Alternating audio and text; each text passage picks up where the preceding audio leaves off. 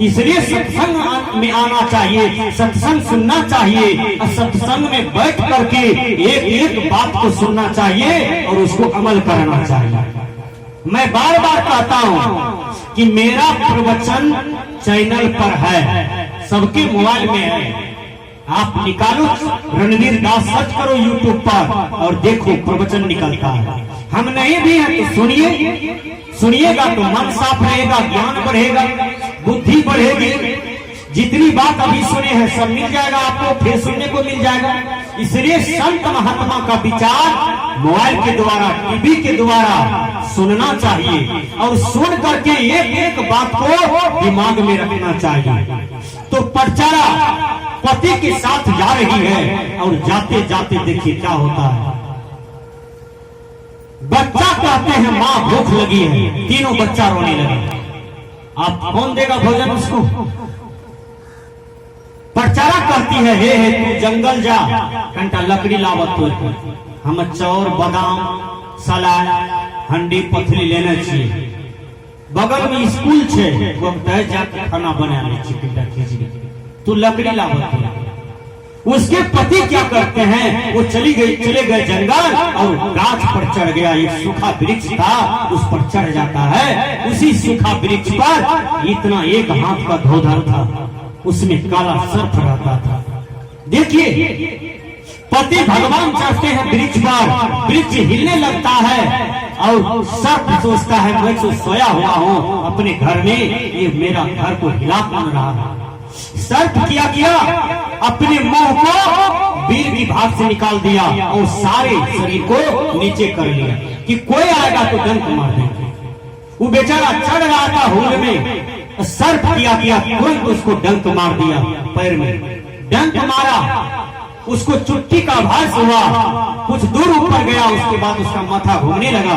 बेचारा किसी तरह से उतरा, एक दो डेग देता तब तक में विष चढ़ गया, वही पलट गया, मुंह से गोद फेंक जाने लगा, वही मर गया।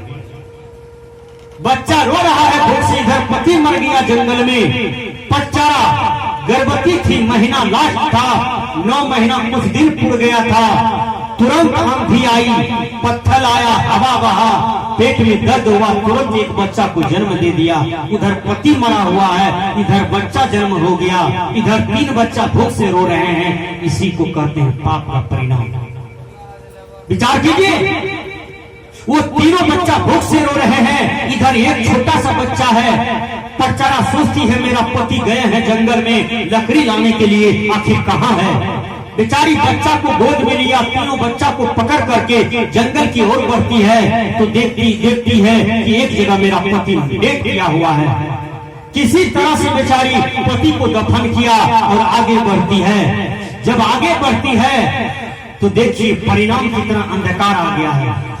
कहा जाता है कि तुम किसी इंसान को मारोगे तो रसलपुर जान जाएगा, पूर्णिया बिहार भारत सरकार तक जान जाएगा। लेकिन जब वही पाप का परिणाम भगवान देने लगेगा, वही पाप का परिणाम एक संत महात्मा देने लगेगा, गुरु देने लगेगा, तो फिर बचाने वाला दुनिया में कोई नहीं होगा और कोई आंसू पोंछने वाला भी नहीं होगा। विचार कीजिए।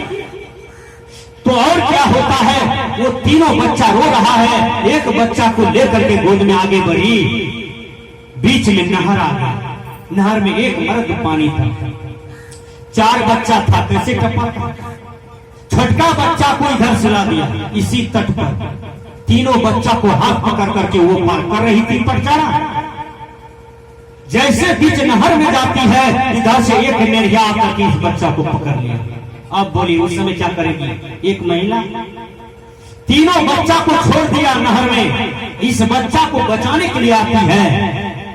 जब तक मैं उस बच्चा के पास हल्ला गुल्ला करते हुए आएगी तब तक मैं नेड़िया उसको पकड़ के लेके भाग गया। इधर तीनों बच्चा धार में पानी की रेत में बह गया, डूब करके तीनों मर गया। उधर वो बच्चा को नेड़िया लेके भाग गया। विचार कीजिए सजना, पति मर गए, बाल बच्चे मर गए, सास ससुर को दुख दिया था, ससुर सास भी छूट गया और बच गई सिंगल अकेले। पागल हो गई, पागल हो गई। कहीं साया सारी गज फाड़ती है, कहीं पर हंसती है, कहीं घुलटती है, कहीं पर झोला टांगती है, कहीं पर कपड़ा चुनती है, पागल हो गई। पागल अवस्था में नहरा पहुंचती है, और नहरा जब गई तो वहां पर एक कलजुगिया भाभी भले आदर करे बिना मिठाई लड्डू का, विचार कीजिए, कोई आदर नहीं हुआ, फिर वहां पागल हो गई। उसके बाद भगवान बुद्ध रास्ते से जा रहे थे। भगवान बुद्ध देखा कि ये पगली कैसे पागल हुई। भगवान बुद्ध कहते हैं, अरे महापगली तुम कैसे पागल हुई। बुद्ध ने माथा पर हाथ दिया और आशीर्वाद दिया, कहा पगली तुम रजदमपुर की धरती पर जाओ, और रजदमपुर की धरती पर जाओ, जिसके यहाँ कोई नहीं मरा है उसके यहाँ से एक मुट्ठी गेहूं मांग करके लो। और हर आदमी के यहाँ गया। जब हर आदमी के यहाँ गया तो सबसे एक मुट्ठी गेहूं मांगता है। तो कोई कहता है मेरा बेटा एक्सीडेंट में मर गया, कोई कहता है मेरा पति को ठंडी मार दिया मर गया, कोई कहता है मेरा ससुर मर गया है, कोई कहता है कि मेरा सास डेथ कर गया, कोई कहता है नहरा में भाई मर गया है, कोई कहता है कि मेरा मामा मर गया है। बोली ऐसा कोई आदमी है जिसके यहाँ अब तक कोई नहीं मरा है? ऐसा एक आज भी आदमी है? सबके यहाँ कोई न कोई मरा है कि नहीं? ये संसार मुर्दों की गांव है। 100 बरस के बाद जितने आदमी यहाँ बैठे हैं एक भी आदमी नहीं रही है, सब मिट्टी में रही है। सही बात है कि नहीं? 150 बरस के बाद एक आदमी रखा दीजिएगा यहाँ, ना हम रहेंगे ना आप लोग रहिएगा, कोई नहीं रहेगा। 150 बरस में अभी भी जितना भी लोग है इस धरती पर एक आदमी नहीं मिलेगा, सबका हार हड्डी मट्टी तर में रहेगा कि नहीं? ये साधो मुर्दों की गांव, ये संसार मुर्दे की गांव है, सब मर जाएंगे, कोई नहीं रहेगा।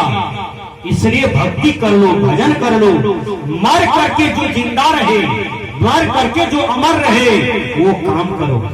आज सुभाष चंद्र बोस जी मर गए लेकिन अमर है कि नहीं? भगत सिंह जी मर गए, अमर है कि नहीं? डॉक्टर मनोहर भैया मर गए, अमर है। डॉक्टर अंबेडकर मर गए, अमर है। न्यूटन मर गए, अमर है। कैप्टन मर गए, अमर है। जीसस मर गए, अमर है।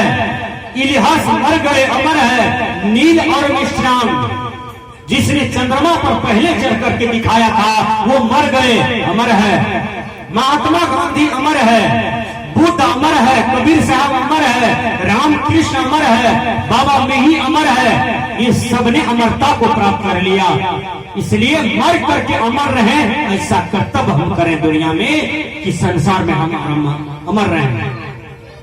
हमारी कीर्ति मर जाती है, हम मर जाते हैं। शरीर छूटने के बाद फिर रजदमपुर में एक भी आदमी आपका नाम नहीं लेगा। इसी रजदमपुर के धरती पर इतना बढ़िया कर्तव्य करके जाइए कि कल रणवीर बाबा भी आपको याद करे कि फलमा आदमी जो था वो रजदमपुर का सूरज बन करके बैठा था, रजदमपुर का भविष्य बन करके बैठा था, इस गांव का कर्णधार था। इतना बढ़िया कर्तव्य कीजिए कि समाज में, देश में आपका नाम जिंदा रहे। इसी को कहते हैं अमरता, इसी को कहते हैं जीने की कला, इसी को कहते हैं व्यवहार की कला। सारे चीज आपकी कुशल होना चाहिए। तो मैंने कहा माँ बाप क्या चीज होता है? माँ बाप दुनिया में भगवान होता है। इसलिए माँ बाप को वृद्धाश्रम मत भेजिए, माँ बाप को हरिद्वार में मरने के लिए मत भेजिए, माँ बाप को यमुना घाट पर दे मत आइए कि यहाँ पर तुम मर जाओ। है जो माँ बाप है उस माँ बाप का सेवा कीजिए। माँ बाप मिला है तो भगवान भगवती मिला है। अब माँ बाप नहीं मिला, चुक गए सेवा में, तो बाद में रोइएगा, बाद में बहुत पछताइएगा। इसलिए माँ बाप संसार में श्रेष्ठ होता है। आइए मैं इसे पूरा करता हूँ।